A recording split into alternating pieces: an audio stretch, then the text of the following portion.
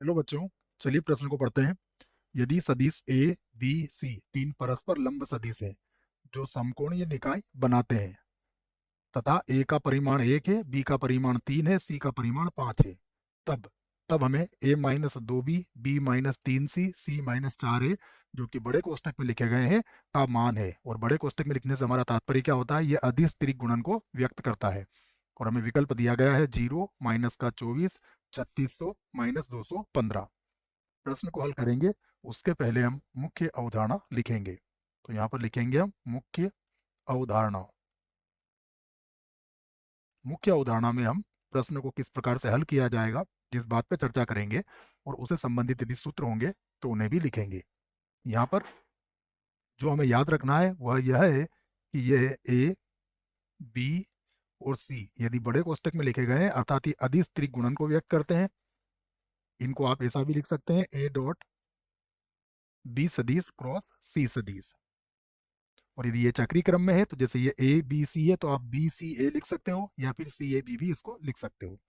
जो इसमें खास बात है वो यह है कि यदि इसमें किसी सदिश की पुनरावृत्ति होती है, ए सदिश ए सदिश और मान लीजिए यहाँ आ गया बी सदिश, अगर ए की पुनरावृत्ति होगी तो जीरो होगा, बी की पुनरावृत्ति होगी तो भी जीरो होगा, और सी की पुनरावृत्ति होगी तो भी जीरो होगा। ये आप याद रख सकते हैं बातें। अब चलते हैं प्रश्न की ओर। प्रश्न में हमसे कहा गया है कि एबीसी तीन परस्पर लंब सदिश जो समकोणीय निकाय बनाते हैं। तो यहाँ पर आप कह सकते हो कि यदि समकोणीय निकाय बनाते हैं तो हम लिख लेते हैं यहाँ। यहाँ देखिए हमें क्या क्या दिया गया है। एबीसी परस्पर लंब सदिश है, इसका अर्थ क्या हुआ? ए सदिश डॉट बी सदिश बराबर होगा बी सदिश डॉट सी सदिश बराबर होगा सी सदिश डॉट ए सदिश। ये सभी किसके बराबर होंगे? जीरो के बराबर होंगे, क्योंकि हमें ए बी सी तीनों परस्पर लंब सदिश दिए गए हैं और समकोणीय निकाय बनाते हैं। तो इसका अर्थ यह हुआ कि ए सदिश क्रॉस बी सदिश ये किसके बराबर होगा? सी सदिश के। और यदि आप बी सदिश क्रॉस सी सदिश ज्ञात करते हैं तो ये होगा ए सदिश के। और यदि आप सी सदिश क्रॉस ए सदिश को ज्ञात करते हैं तो ये मिल जाएगा आपको बी सदिश। तो ये दोनों बातें आपको याद रखना है। अब प्रश्न में हमें जो दिया गया है हम उसका मान ज्ञात करते हैं। मैं लिख लेता हूं ए माइनस 2 बी, यहां से लिखते हैं इसको बड़े कोष्टक में है ए सदिश माइनस का 2 बी सदिश, ये लिखा हुआ है देख लीजिए आप। उसके बाद बी माइनस 3 सी अर्थात बी सदिश माइनस का 3 सी सदिश। फिर लिखा गया है सी माइनस 4 है अर्थात सी सदिश माइनस का 4 ए सदिश। हम इसे किस प्रकार लिख सकते हैं? हम इसे लिख सकते हैं ए सदिश माइनस का 2 बी सदिश, यहाँ पर डॉट लगा देंगे और ये सदिश हमारे क्रॉस के मध्य आ जाएंगे अर्थात बी सदिश माइनस का 3 सी सदिश, यहाँ पर क्रॉस लगा देंगे और ये हो जाएगा सी सदिश माइनस का 4 ए सदिश। लिखा जा सकता है। फिर से लिखेंगे बराबर, ये होगा ए सदिश माइनस का 2 बी सदिश और उसके बाद डॉट। अब हम इसको हल कर लेते हैं। इसको हल करेंगे देखिए तो ये बनेगा बी सदिश क्रॉस सी सदिश, ये बन जाएगा। यहाँ गुणा करेंगे तो -4 तो अचर है, इसको बाहर लिख लीजिए आप।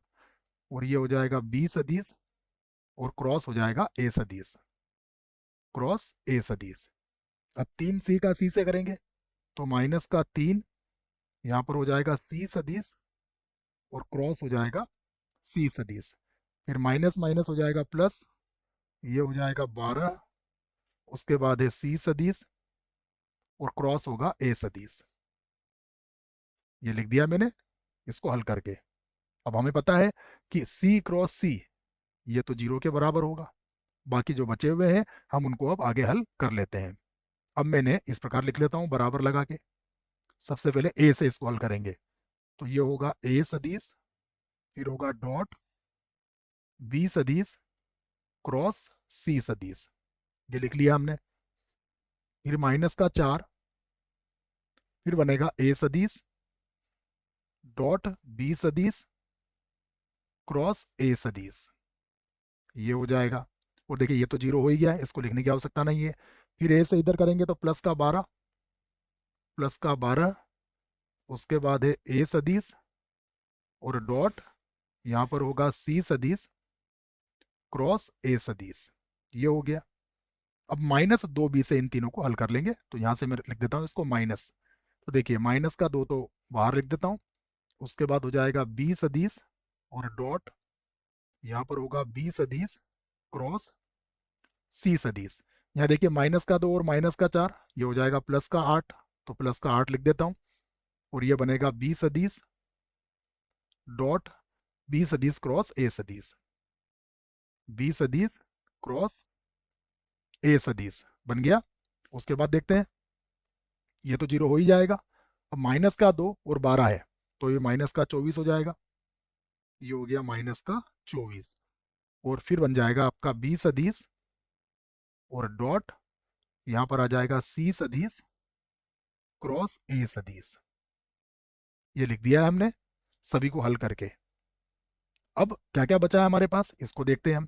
देखिए फिर से लिखूंगा मैं बराबर लगा के, ए सदिश तो मैंने वैसे ही लिख दिया।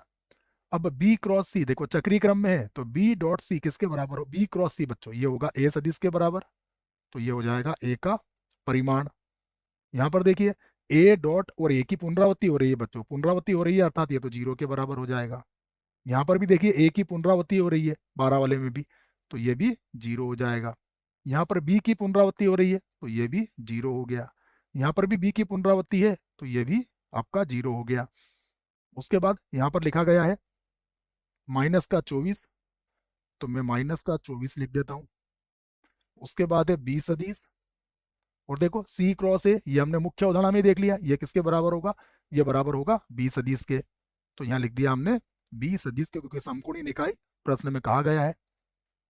तो ये बराबर हो जाएगा अब ए के परिमाण का वर्ग माइनस, ये होगा 24, और यहाँ हो जाएगा बी के परिमाण का वर्ग, बी के परिमाण का वर्ग बन जाएगा। अब देखते हैं और हमें क्या दिया गया है, हमें ए का मान दिया गया है 1, बी का मान 3 और सी का मान है 5। तो हमें किसकी आवश्यकता है, ए के परिमाण की। तो ए का परिमाण तो 1 का वर्ग 1 ही हो जाएगा, तो यहाँ लिख दिया मैंने 1, -2, बी का परिमाण कितना है देखिए ये 3, तो 3 का वर्ग कितना हो जाएगा 9, तो ये हो गया 24। ठीक है 24 तो वैसे आ जाएगा, और यहाँ हो जाएगा 9, 24 को 9 से गुणा कर लीजिए आप, तो ये हो जाएगा 1 माइनस 9 का बड़ा 4 बार बोलिए, तो 36 के 6, 18, 19, 20, 21, ये हो जाएगा 216। हल करेंगे तो यहाँ मिल जाएगा हमें -215, लिख सकते हैं इसको -215। विकल्प देखते हैं कौन सा विकल्प सही है। तो देखिए ये भी गलत होगा, ये भी गलत होगा, ये भी गलत होगा, -215 जो है ये इस प्रश्न के लिए सही विकल्प है बच्चों। आशा करता हूँ प्रश्न का उत्तर अच्छे से समझ में आया होगा। धन्यवाद।